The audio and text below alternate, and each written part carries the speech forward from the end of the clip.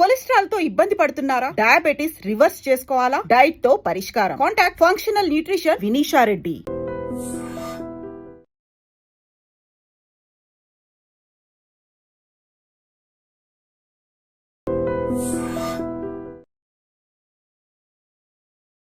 ఇప్పుడు అందరి చూపు కూడా జూబ్లీ హిల్స్ బైపోల్ మీదనే ఉంది.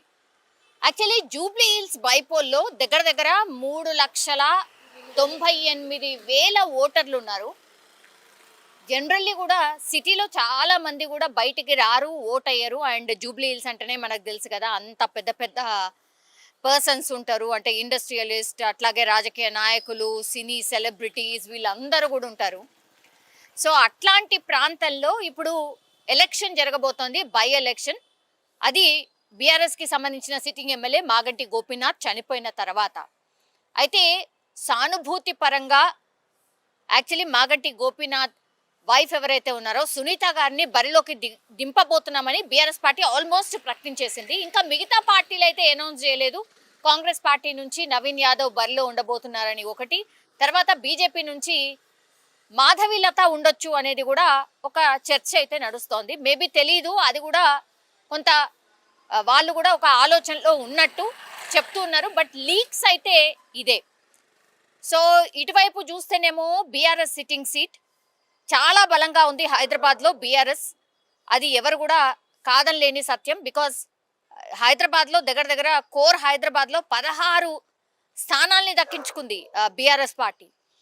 అండ్ ఆ తర్వాత కాంగ్రెస్ పార్టీ వీకెండ్గా ఉంది అనేది మనం గత సార్వత్రిక ఎన్నికల్లోనే మనం చూసాం. కాబట్టి ఇప్పుడు పరిస్థితులు మారిపోయాయి. అట్లాగే అధికార పార్టీ కాబట్టి గెలిచే ప్రయత్నం ఒకటి చేస్తుంది. క్యాండిడేట్ కూడా వెరీ ఇంపార్టెంట్ కాబట్టి నవీన్ యాదవ్ అక్కడ స్థానికంగా ఉన్నటువంటి నాయకుడు. అట్లాగే ఎప్పటి నుంచో కూడా జూబ్లీ హిల్స్ నుంచి పోటీలో ఉన్నారు. గతంలో ఎంఐఎం ఉండే, ఆ తర్వాత ఇండిపెండెంట్గా కూడా ఆయన పోటీ చేసిండు. కాబట్టి జూబ్లీ హిల్స్ ఆయన అడ్డా అనేటువంటిది కూడా ఎప్పటి నుంచో చెప్తున్నటువంటి మాట. ఇప్పుడు కాంగ్రెస్ పార్టీ ఆయన వైపు మొగ్గు చూపుతుంది ఒకటి. దాని తర్వాత మాధవీలత గతంలో మనకు తెలుసు ఈ చార్మినార్ ఆ ప్రాంతంలో ఆమె ఓల్డ్ సిటీలో పోటీ చేసిర్రు. ఎందుకంటే ఆమెను ఇక్కడ దింపడానికి రీజన్ ఏంటి అని అంటే మైనార్టీ ఓట్లు ఎక్కువగా ఉంటాయి. ఆమె కొంత సామాజిక కార్యక్రమాలు, ఆమెకు ఒక ఫౌండేషన్ ఉంది. సో ముస్లిమా హిందూవా చూడకుండా ఆమె చాలా మందికి హెల్ప్ చేస్తుంది అనేది ఆమె మీద ఉన్నటువంటిది ఒక పాజిటివ్ ఉంది. కాబట్టి ఆమెను ఇక్కడ బరిలోకి దింపబోతున్నారు. ఎందుకంటే ఆమె ఒక చరిష్మా గల నాయకురాలు అనేటువంటిది ప్రొజెక్ట్ చేసుకునే ప్రయత్నం బీజేపీ చెయ్యబోతున్నట్టు కూడా ఒకటి చర్చ నడుస్తోంది. అది కాకుండా ఇంకో 2 కొత్త పేర్లు వినిపిస్తున్నాయి. ఎవరి పేర్లు అంటే ఇప్పుడు తెలంగాణ జాగృతి, అంటే బీఆర్ఎస్ పార్టీలో ఉంటూ కేసీఆర్ బిడ్డ, ఆమెను సస్పెండ్ చేసిన తర్వాత తెలంగాణ జాగృతి అంటూ ఆమె సొంతంగా కార్యక్రమాలు చేస్తోంది. కాబట్టి ఆమె ఇక్కడ బరిలోకి దిగబోతున్నారు. ఈ ఉప ఎన్నికల్లో కవిత పోటీలో ఉంటుంది అనేది కూడా పెద్ద ఎత్తున ఒక ప్రచారం అయితే జరుగుతోంది.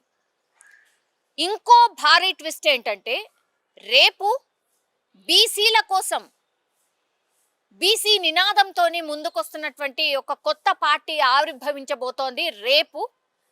సో బీసీల యొక్క పార్టీ తీన్మార్ మల్లన్న రేపు పార్టీ అనౌన్స్ చేయబోతున్నాడు. ఆ పార్టీ వేదికగానే రేపు ఈ పార్టీ అనౌన్స్మెంటే కాకుండా జూబ్లీ హిల్స్ ఎన్నికల బరిలో తీన్మార్ మల్లన్న ఉండబోతున్నట్టుగా కూడా ఇప్పుడు పెద్ద ఎత్తున ప్రచారం అయితే జరుగుతోంది. అట్లాగే ఆయన కూడా చాలా సందర్భాల్లో ఈ మధ్య కాలంలో జూబ్లీ హిల్స్ మా అడ్డా, ఎందుకంటే ఇక్కడ బీసీలకు సంబంధించిన ఓటర్స్ దగ్గర 1,25,000 మంది ఉన్నారు. అట్లాగే మైనార్టీ ఓట్లు అంటే క్రిస్టియన్ అట్లాగే ముస్లిం ఓట్లు కలిపి 1,50,000 మంది ఉన్నారు. అంటే మేమిద్దరం ఓటేసుకుంటే సరిపోతుంది, మిగతా వాళ్ళు అక్కర్లేదు, మిగతా ఓటర్స్ అక్కర్లేదు అనేటువంటిది డైరెక్ట్గానే ఆయన చెప్తున్నటువంటి మాట.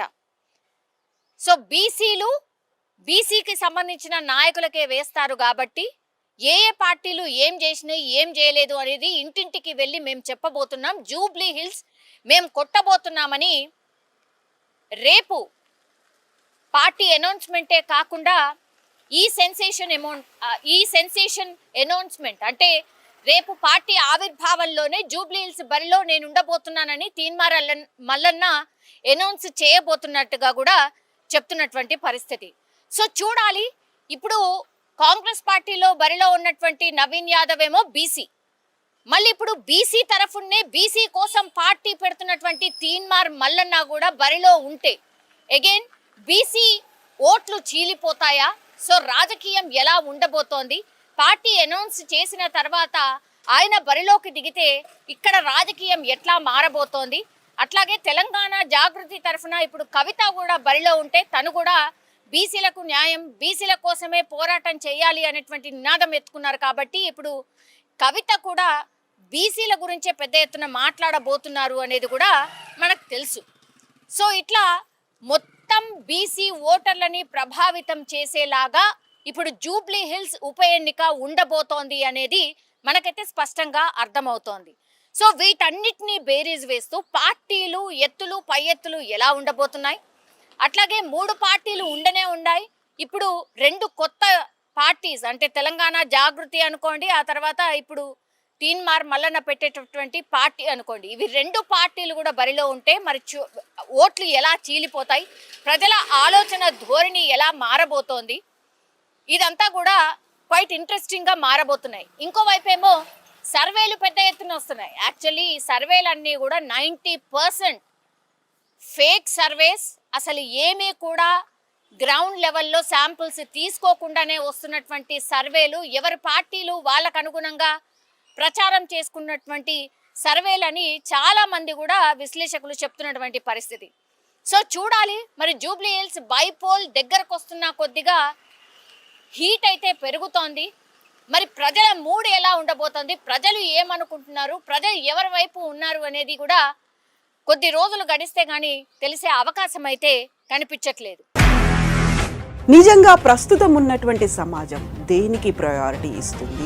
ఆర్థిక సంబంధాల చుట్టూ మాత్రమే తిరుగుతుంది. మళ్ళీ ఎన్నికలంగానే చాలా విరక్తి కలుగుతాం. మంచి అనిపిస్తుంది కదా, లేడీస్ కూడా ఛాలెంజింగ్ జాబ్స్ చేసినప్పుడు చాలా బాగుంటది. ట్రాఫిక్ అసిస్టెంట్స్ గా నియమించిన ట్రాన్స్జెండర్స్ అందరితో సాల్యూట్ చేయించుకుంటున్నారు. ఫుడ్ డెలివరీ ఇవ్వటానికి వెళ్ళినటువంటి డెలివరీ బాయ్ అనిల్ పై కళ్ళ ముందు